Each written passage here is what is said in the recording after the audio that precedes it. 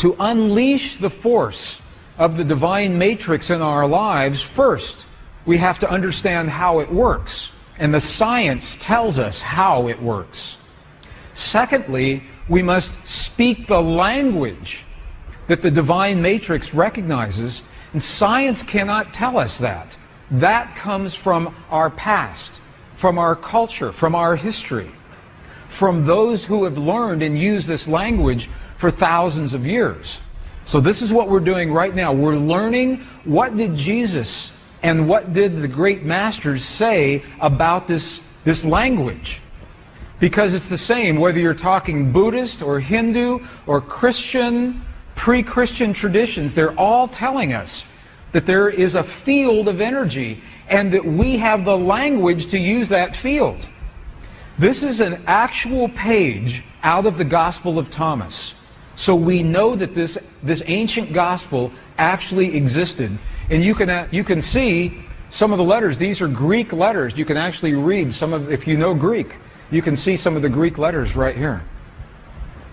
In the Gospel of Thomas, two very important keys. This was written right around 300 years after the time of Jesus. In this gospel, okay, so here's what we're doing. We've been in the Buddhist monasteries in Tibet, and they're telling us that that feeling is the prayer, one. Two, that we must feel as if our prayers have already been answered. Okay, and now we're in an Egyptian monastery with the texts that used to be our tradition before they were edited, and we're going to look at the instructions that tell us how to do that. Okay if we do that? Is that good? Okay. Gospel of Thomas. If you have a copy of the Gospel of Thomas, this is verse 106, translated from the Nag Hammadi Library. And if you do not have a copy, it's in our books, and you can go to any library and pick this up. Verse 106. Look at what the Lost Gospel of Thomas says. It says, when you make the two, thought and emotion, one. So the Gospel of Thomas is talking about thought and emotion. It's saying when you make your thought and your emotion one, look at what happens. You will say to the mountain, mountain, move away, and the mountain will move away. It's saying that when you can marry your thought and your emotion into one single potent force, that is when you have the power to speak to the world. Secondly, when you make the two one, what are they talking about? What are the two? Let's go back to our image. The two, thought and emotion. When the two become one in our hearts, we create the feelings in our bodies. When thought and emotion become one, and you'll see how to do that in just a minute. Let's go back to the Gospel of Thomas, another verse. Now this is verse 48. It says almost the same thing. This was so important that it was recorded at least 3 different times in the same Gospel. Look at what this says.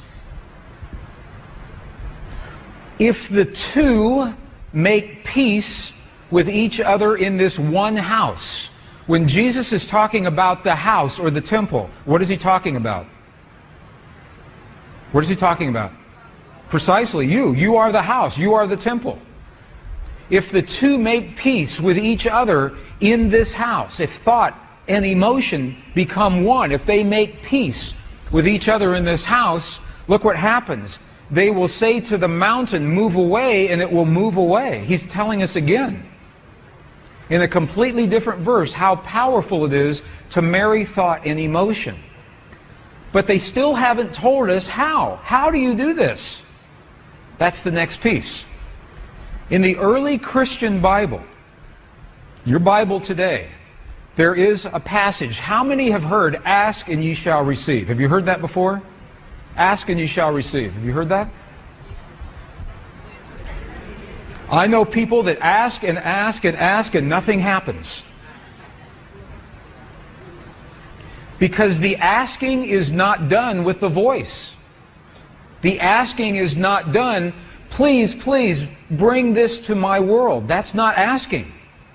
To ask, we must speak to the field, to the divine matrix, in the language that the field recognizes. In a language that's meaningful. The field doesn't recognize our voice, it recognizes the power of our heart. Remember this morning, our heart, we have a feeling, creates electrical waves, magnetic waves.